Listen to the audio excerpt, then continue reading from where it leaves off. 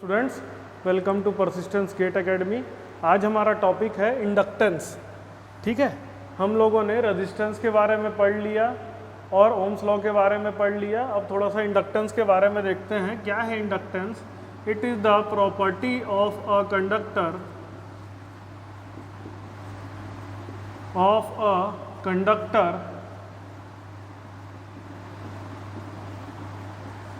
Due by which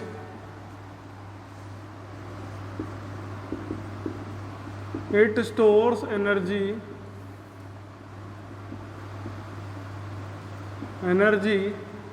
in form of magnetic field।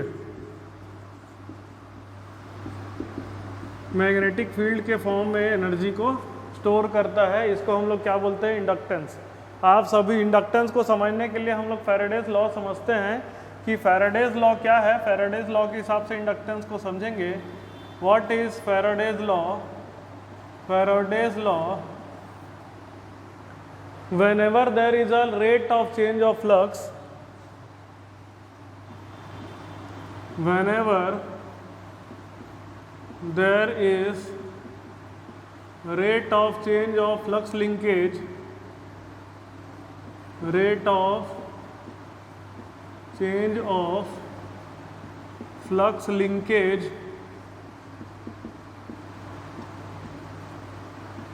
associated with a conductor,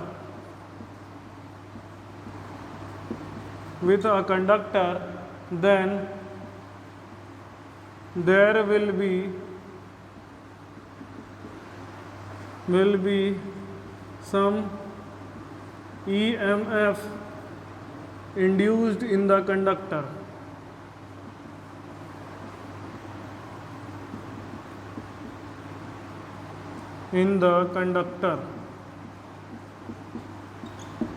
कभी भी किसी भी कंडक्टर के साथ rate of change of flux linkage associated रहेगा तो उस कंडक्टर में ईएमएफ, कुछ ना कुछ ईएमएफ इंड्यूस हो जाएगा।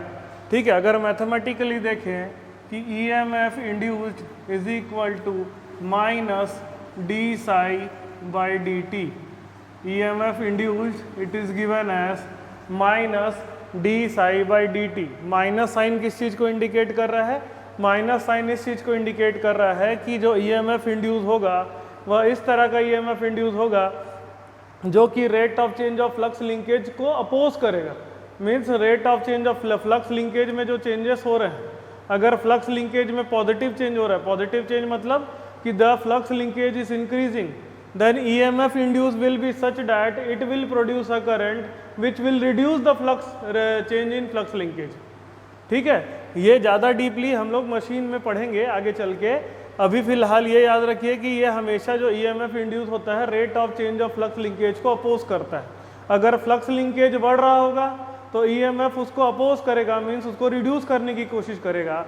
अगर फ्लक्स लिंकेज कम हो रहा होगा तो रेट ऑफ ईएमएफ उसको अपोज करेगा, मीन्स उसको इंक्रीज करने की कोशिश करेगा। हमेशा याद रखिएगा, इस तरह का होता है। यहाँ पर साई क्या है? यहाँ पर साई है, साई को हम लोग बोलते हैं फ्लक्स लिंकेज। फ्लक्स लिंकेज, तो साई क्या होता है? Psi is equal to N into phi. N हमारा होता है नंबर ऑफ टर्न्स, और फाई होता है फ्लक्स। तब आपका क्या बन जाएगा? E will be equal to minus N D phi by D T बन जाएगा। ठीक है, minus N D phi by D T बन जाएगा। इसको हम लोग ऐसा लिख सकते हैं, E is equal to minus N D phi by D I into D I by D T करके इसको रिप्रेजेंट कर सकते हैं। ठीक है, minus N D five by D I into D I by D T करके represent करते हैं। और इसको, ये वाला जो टर्म है, इस टर्म को हम लोग इंडक्टेंस कहते हैं।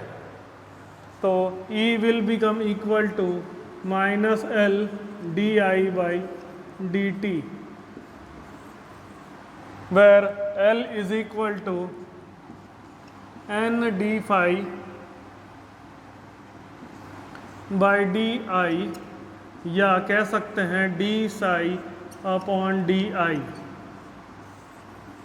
तो इस तरह से हमारा L का डेफिनेशन हो जाता है inductance it is equal to inductance is rate of change of flux linkage, rate of change of flux linkage with respect to the current। Current के अनुसार फ्लक्स लिंकेज में जो भी चेंजेस होते हैं उसको हम लोग बोलते हैं हम लोग इंडक्टेंस। और जनरली क्या होता है, करंट के अनुसार फ्लक्स लिंकेज लीनियर होता है, इसलिए इसको अगर linear for linear case L become equal to N phi by I. L क्या बन जाता है, एन फाई बाई आई बन जाता है। आई बात समझ में, इसको हम लोग बोलते हैं इंडक्टेंस। अगर इंडक्टेंस की कॉम्बिनेशन की बात करें तो इंडक्टेंस की कॉम्बिनेशन भी क्या होता है, इंडक्टेंस की कॉम्बिनेशन भी डिपेंड करती है, रेजिस्टेंस के जैसा ही होता है। Combination of inductance is like resistance. अब आप लोगों ने सब लोगों ने पढ़ा होगा कि इंडक्टेंस जो है हम लोग ज़्यादातर केस में हम लोग जब एसी सर्किट लेते हैं तभी इंडक्टेंस को हम लोग कंसीडर करते हैं, डीसी सर्किट में इंडक्टेंस को कंसीडर नहीं करते हैं। ठीक है, क्यों नहीं करते उसके बारे में हम लोग डिस्कस करते हैं। चलिए नेक्स्ट हम लोग देखते हैं inductance in case of DC supply. तो डीसी सप्लाई पहले हम लोग इंडक्टेंस को फिर से ले लेते हैं। इंडक्टेंस क्या होता है, it is equal to N D phi upon D I, N D phi upon D I. अब देखिए यहाँ पर इंडक्टेंस जो है जब डीसी सप्लाई की बात करते हैं, in DC supply current is constant. क्या होता है, करंट हमारा कांस्टेंट होता है।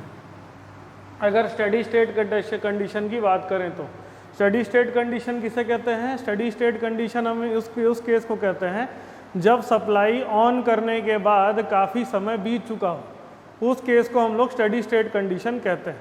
तो यहाँ पर जो इंडक्टेंस की वैल्यू होती है N D phi by D I, current constant होने के कारण से फ्लक्स में कोई भी चेंज नहीं कर पाता है। There is no change in flux when the current is constant, there is no change in flux, that is why inductance is not considered in this case. या कह सकते हैं कि inductance value for a DC supply is 0। तो if a inductor is connected in DC supply, it is acting like a short circuit. If inductor is connected in DC supply,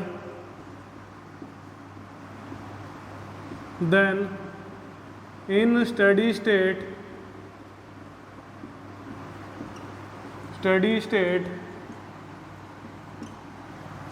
it acts like a short circuit। एक short circuit के जैसा ये behave करता है।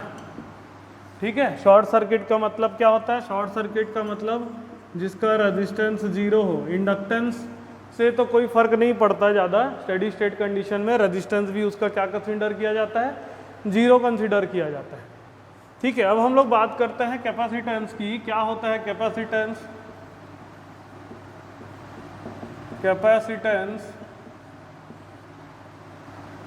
Capacitance क्या होता है कि व्हेन टू कंडक्टिंग प्लेट्स,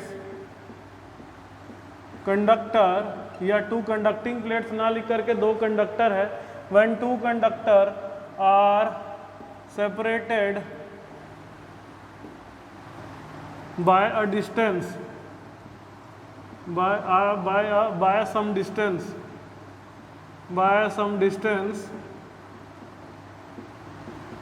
कुछ डिस्टेंस से सेपरेटेड रहता है,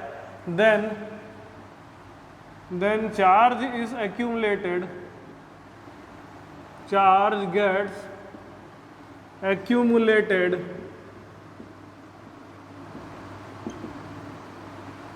at their surface, उसके सरफेस में चार्ज एक्यूमुलेट हो जाता है। एक्यूमुलेट हो जाने के कारण से क्या करता है, वो एनर्जी को स्टोर कर लेता है। Then it stores energy in form of electrostatic field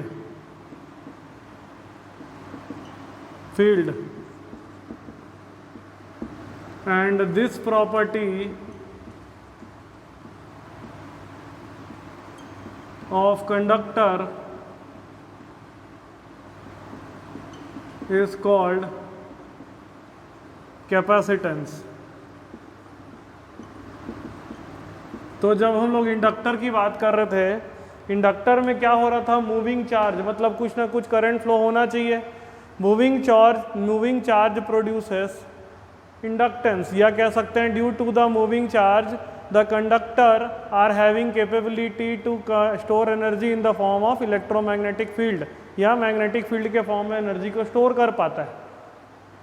और वो भी कब कर पाता है, when the current is changing, या where there is some change in current there should be change in flux. In that condition only the conductor is having capability to store energy in the form of magnetic field। अभी तक हम लोग steady state condition की ही बात कर रहे हैं, हम लोग ट्रांजिएंट स्टेट की बात नहीं कर रहे। ट्रांजिएंट स्टेट में डीसी सप्लाई में भी कुछ इंडक्टेंस का इफेक्ट होगा, ट्रांजिएंट स्टेट में एक कैपेसिटेंस का भी कुछ ना कुछ इफेक्ट होगा।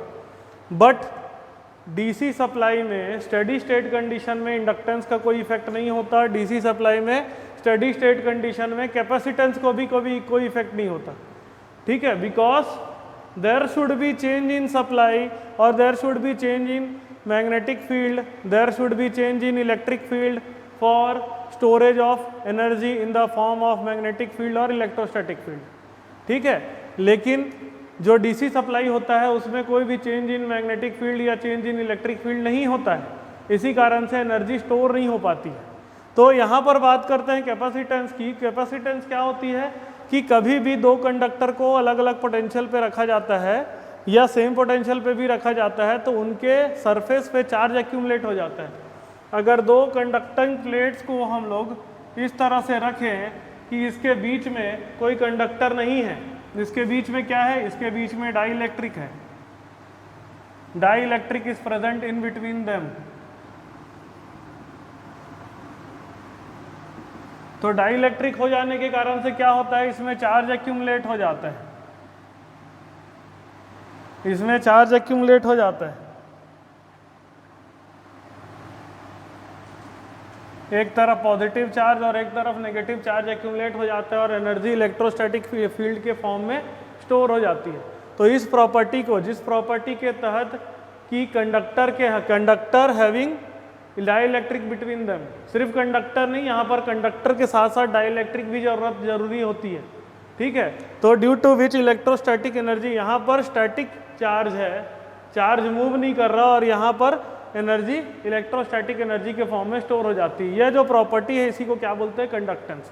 तो कंडक्टेंस को अगर बोलेंगे what is a conductance, rate of change of charge with respect to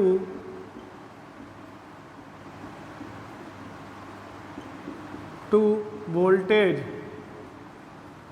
it is called conductance, rate of change of charge with respect to voltage।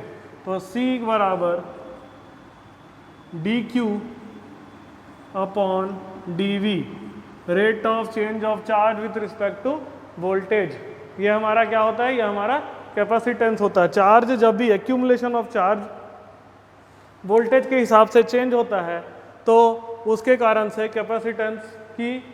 Capacitance हमारे कंडक्टर में आ जाता है। कैपेसिटेंस इस प्रॉपर्टी को हम लोग बोलते हैं कि किस तरह से चार्ज की वैल्यू बदलती है विथ रिस्पेक्ट टू वोल्टेज। तो इसका यूनिट होता है फैरड और इसका यूनिट होता है हेनरी। तो हमारे पास अगर देखें कि एक इलेक्ट्रिकल सिस्टम में बेसिकली 3 पैरामीटर्स होते हैं। बेसिक पैरामीटर्स की बात करें तो 3 पैरामीटर होते हैं। एक रेजिस्टेंस, जिसका काम क्या है, एनर्जी को डिसिपेट कराना। कभी भी एनर्जी का खर्च होता है तो किस में खर्च होता है, रेजिस्टेंस में ही खर्च होता है। ठीक है, कभी भी एनर्जी इंडक्टेंस नहीं तो कैपेसिटेंस में एनर्जी का कोई खर्च नहीं होता। ये क्या करता है, ये एनर्जी को इलेक्ट्रोमैग्नेटिक एनर्जी या मैग्नेटिक एनर्जी के फॉर्म में स्टोर कर लेता है। ये क्या करता है, एनर्जी को इलेक्ट्रोस्टैटिक एनर्जी के फॉर्म में स्टोर कर लेता है। ठीक है, लेकिन ये दोनों कैपेसिटेंस और इंडक्टेंस दोनों कभी भी एनर्जी को डिसिपेट नहीं करते, एनर्जी को खर्च नहीं करते, किसी फॉर्म में कन्वर्ट नहीं करते, वो उसको स्टोर कर लेते हैं जो बाद में यूज हो सकता है। रेजिस्टेंस की बात करें तो उसमें भी कन्वर्जन हो रहा है। किसमें कन्वर्जन हो रहा है, electrical energy is converted to heat energy, but that heat energy can not be reuse as an electrical energy. उसको फिर से हम यूज नहीं कर पाते। इसी कारण से रेजिस्टेंस को क्या कहा जाता है, एनर्जी डिसिपेटिंग एलिमेंट कहा जाता है, और कैपेसिटेंस और इंडक्टेंस को क्या कहा जाता है, एनर्जी स्टोरिंग एलिमेंट कहा जाता है। ये तीनों पैसिव एलिमेंट है, ये कोई भी पावर प्रोड्यूस नहीं कर रहे, ये क्या कर रहे हैं, सिर्फ पावर को यूज कर रहे हैं या स्टोर कर रहे हैं, एनर्जी को स्टोर कर ले रहे हैं, बस, और कुछ काम नहीं है इनका। बात करते हैं और जो पैसिव एलिमेंट्स है, ट्रांसफार्मर को भी अगर देखेंगे तो it is like an inductor, it stores energy in the form of magnetic energy and then again converts that magnetic energy into form of electrostatic energy. Transformer के बारे में अगर आप डीप स्टडी करेंगे तो आपको यही समझने मिलेगा कि ट्रांसफार्मर में कुछ और नहीं होता, electrical energy in the primary side it is converted into magnetic energy, then that magnetic energy is again converted into electrical energy on the secondary side। ठीक है, यहाँ पर एक इंडक्टेंस जैसा ही बिहेवियर रहता है उसका। आ रही बात समझ में? चलिए हम लोग नेक्स्ट टॉपिक देखते हैं, हमारा सोर्स कन्वर्जन। सोर्स कन्वर्जन में आप लोगों ने दो तरह के सोर्स के बारे में स्टडी किया है। एक हमारा सोर्स होता है जिसे कहते हैं हम लोग voltage source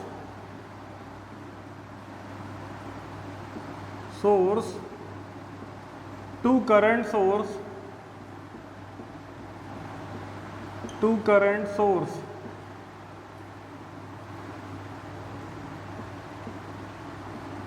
voltage source to current source या current source to voltage source जब हमको कन्वर्ट करना होगा तो किस तरह से कन्वर्ट किया जाता है, या कह सकते हैं कि ये दोनों के दोनों क्या होते हैं, ये दोनों के दोनों इक्विवेलेंट सर्किट होते हैं। ठीक है, तो जब भी हमको वोल्टेज सोर्स से करंट सोर्स या करंट सोर्स से वोल्टेज सोर्स कन्वर्ट करना होगा तो किस तरह से किया जाता है उसके बारे में हम लोग स्टडी करेंगे। तो देखिए, ये अगर हम लोग बात करें कि एक voltage source having voltage V along with a series circuit, series resistance R internal, it is a practical voltage source। Practical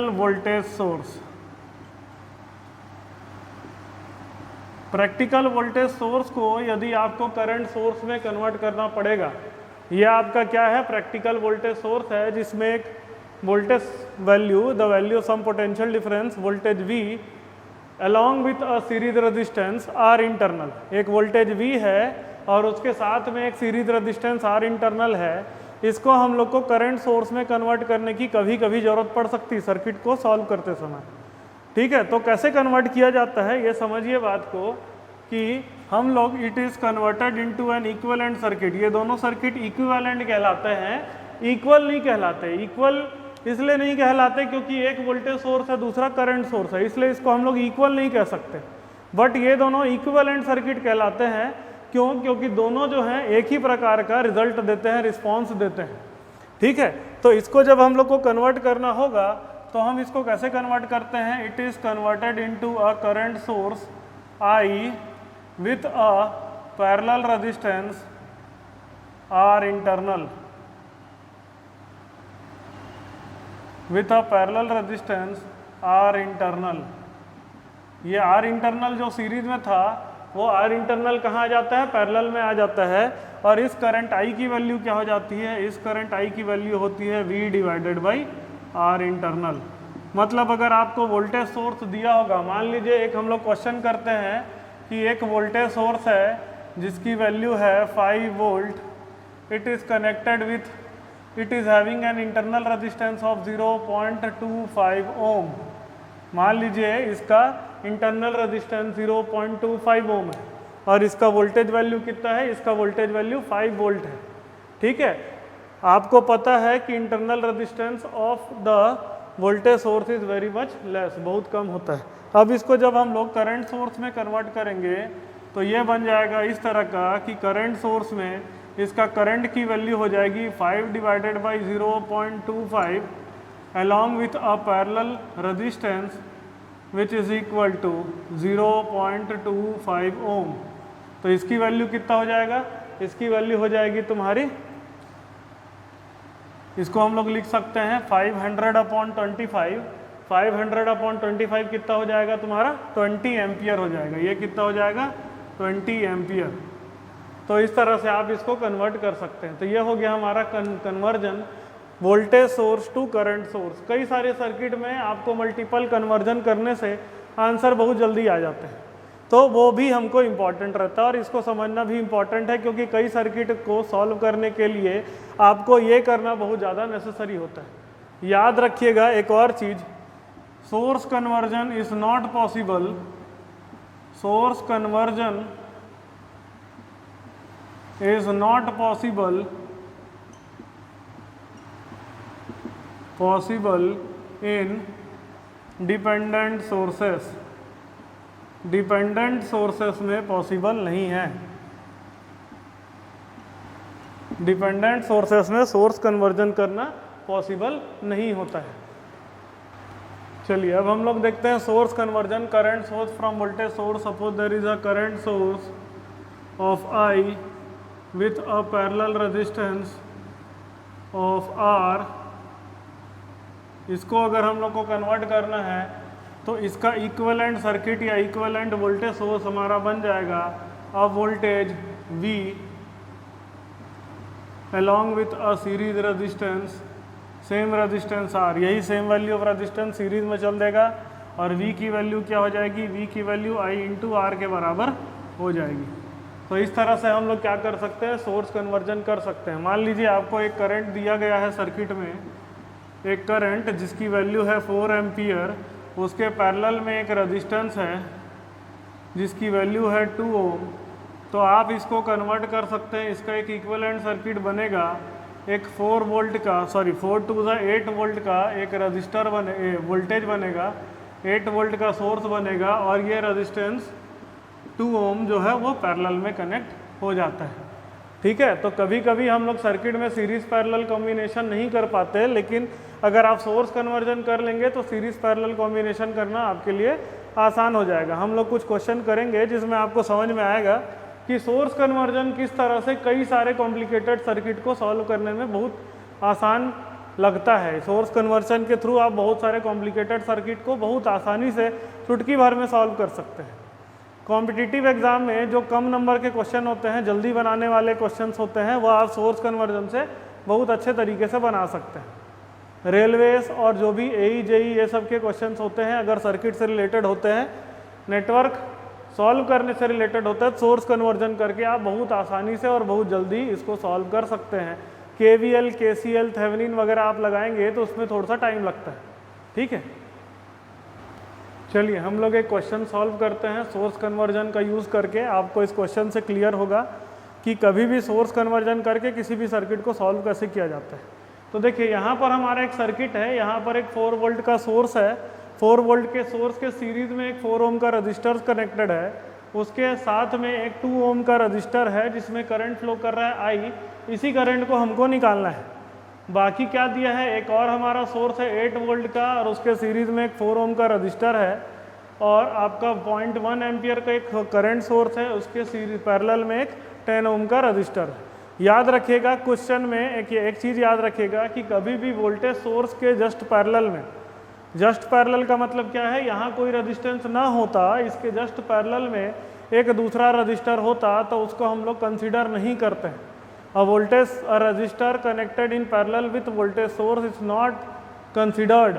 उसको क्या कहा जाता है, उसको resistance R equal to infinity consider किया जाता है या ओपन सर्किट करके कंसिडर किया जाता है।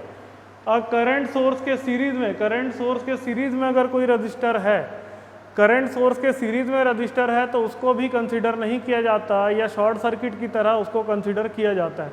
मतलब कहने का मतलब ये है कि अगर वोल्टेज सोर्स के पैरेलल में आपको कोई रजिस्टेंस मिलता है तो आप उसको एलिमिनेट कर दीजिए, और करंट सोर्स के सीरीज में कोई रजिस्टेंस मिलता है तो आप उसको एलिमिनेट कर दीजिए। दूसरा चीज़ याद रखना है कि जिस ब्रांच का करंट हमें निकालना है उसमें कोई कन्वर्जन नहीं करेंगे आप, कि कोई कन्वर्जन आपको इसमें नहीं करना है। आप हर जगह कन्वर्जन कर सकते हैं लेकिन आप इसमें कन्वर्जन नहीं कर सकते। तो हम क्या करते हैं, एक एक करके कन्वर्जन करते हैं और देखते हैं ये सर्किट को कैसे सॉल्व किया जाता है। तो सबसे पहले मैं क्या करता हूँ, ये 0.1 एम्पियर और 10 ओम का जो रजिस्टर है इसको मैं क्या करता हूँ वोल्टेज सोर्स में कन्वर्ट कर देता हूँ। तो ये हमारा कैसा बन जाएगा सर्किट, ये बन जाएगा, इसको मैं कोई चेंज नहीं कर रहा फिलहाल। ये 4 वोल्ट का सोर्स है, यहाँ पर 4 ओम का रजिस्टर है, यहाँ पर 2 ओम का रजिस्टर है, इसको मैं कोई चेंज नहीं कर रहा, इसको भी कोई चेंज नहीं कर रहा। ये 4 ओम का रजिस्टर है, ये आपका माइनस प्लस 8 वोल्ट का सोर्स है। अब ये किस में कन्वर्ट हो जाएगा, ये आपका 10 ओम सीरीज में आ जाएगा, और ये जो वोल्टेज हो जाएगा 0.1 मल्टीप्लाई बाय 10, तो ये आपका इस पोलैरिटी में आपका 1 वोल्ट हो जाएगा। अब देखिए इसकी पोलैरिटी और इसकी पोलैरिटी जस्ट अपोजिट है, और ये रेजिस्टेंस 4 ओम रेजिस्टेंस और ये 10 ओम रेजिस्टेंस दोनों के दोनों क्या है, दोनों के दोनों हमारे सीरीज में कनेक्टेड हैं। तो इसके बाद हमारा सर्किट बन जाएगा, ये 4 ओम को मैं कुछ नहीं कर रहा, 4 वोल्ट, इसको 4 ओम को कोई चेंजेस नहीं कर रहा, ये 2 ओम को कोई चेंजेस नहीं कर रहा। ये दोनों देखिए, ये दोनों मिल करके क्या बन जाएगा, 8 माइनस 1 मतलब हो जाएगा 7 वोल्ट, और टोटल रेजिस्टेंस एडअप हो जाएगा 4 प्लस 10 हो जाएगा 14 ओम, और ये आपका बन जाएगा इस पोलैरिटी का वोल्टेज जो कि हो जाएगा 7 वोल्ट। अब देखिए ये वाला सोर्स और ये वाले सोर्स को आप डायरेक्टली कनेक्ट नहीं कर सकते, तो बेटर है कि इसको करंट सोर्स में कन्वर्ट कर देते हैं और इसको भी करंट सोर्स में साथ में कन्वर्ट कर देते हैं। तो इसको जब हम करंट सोर्स में कन्वर्ट करेंगे तो इस पोलैरिटी का करंट मिलेगा हमको 4 डिवाइडेड बाई 4 1 एम्पियर का करंट मिलेगा। 4 ओम रेजिस्टेंस पैरेलल में चले जाएगा, 4 ओम रेजिस्टेंस पैरेलल में चले जाएगा। उसके पैरेलल में 2 ओम रजिस्टर है जिसका करंट हमें फाइंड आउट करना है, उसके पैरेलल में एक और ये 14 ओम रेजिस्टेंस पैरेलल में चले जाएगा, और इसकी करंट वैल्यू ऊपर से नीचे की तरफ होगी जिसकी वैल्यू होगी आपकी 7 डिवाइडेड बाई 14, 7 डिवाइडेड बाई 14 1/2 मतलब 0.5 एम्पियर का ये करंट हो जाएगा। ठीक, अब इसके बाद क्या करते हैं, इन दोनों को हम लोग साथ में कनेक्ट करते हैं। तो ये देखिए 1 एम्पियर और नीचे की तरफ 0.5 एम्पियर, दोनों का डायरेक्शन अलग अलग है, तो ये टोटल नेट करंट हो जाएगा आपका ऊपर की तरफ 0.5 एम्पियर करंट, और ये 4 ओम और 14 ओम दोनों पैरेलल में हैं। तो 4 ओम एंड 14 ओम का अगर हम लोग कॉम्बिनेशन करते हैं तो 4 इंटू 14 डिवाइडेड बाई 4 प्लस 14 ये हो जाएगा 56 डिवाइडेड बाई 18, यह तुम्हारा हो जाएगा 28 डिवाइडेड बाई 9 ओम हो जाएगा।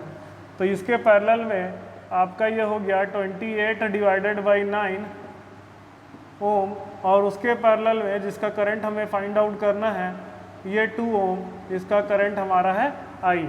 अब यहाँ पर आप करंट डिवीजन रूल को यूज़ कर सकते हैं, नहीं तो और इसको सिंपल करने के लिए क्या कर लीजिए, इसको अगेन वोल्टेज सोर्स में कन्वर्ट कर दीजिए, तो आपका ये वोल्टेज सोर्स में कन्वर्ट हो जाएगा। तो 0.5 इंटू 28/9 मतलब ये हो जाएगा 14/9 वोल्ट का सोर्स हो जाएगा, साथ में 28/9 आपका सीरीज में चले जाएगा, और यहाँ पर एक 2 ओम रजिस्टर आ जाएगा।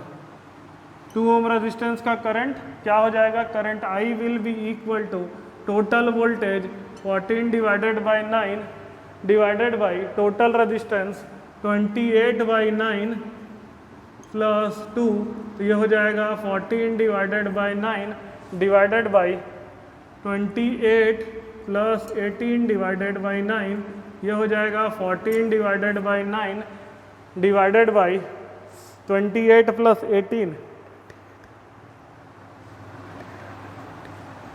47 डिवाइडेड बाई 9, आंसर आ जाएगा 14 डिवाइडेड बाई 47 एम्पियर।